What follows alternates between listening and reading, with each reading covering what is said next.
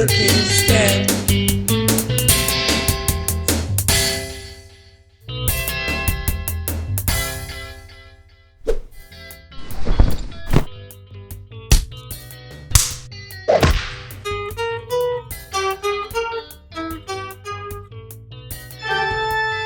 Parmesan. That's not Parmesan. I don't know what that is. It's closer to sawdust than it is Parmesan cheese.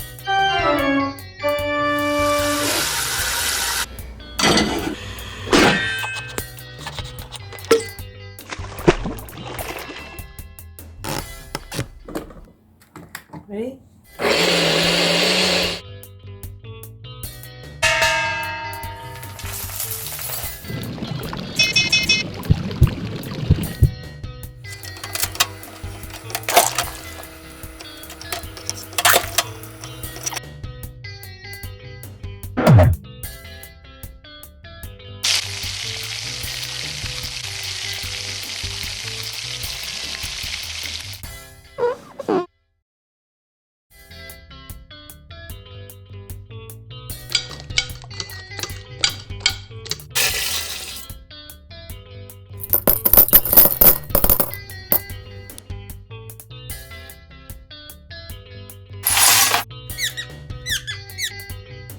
It's closer to sawdust than it is Parmesan cheese.